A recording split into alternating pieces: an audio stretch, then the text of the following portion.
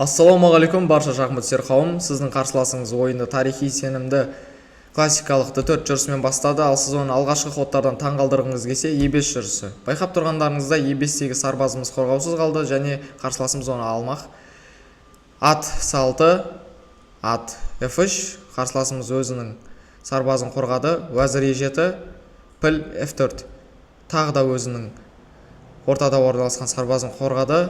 Алайда уәзір b4, қарсыласымыз бұл шақтан қорғану тиіс. Піл d2. Ал байқап тұрғандарыңыздай b7-те орналасқан сарбаз қорғаусыз қалды.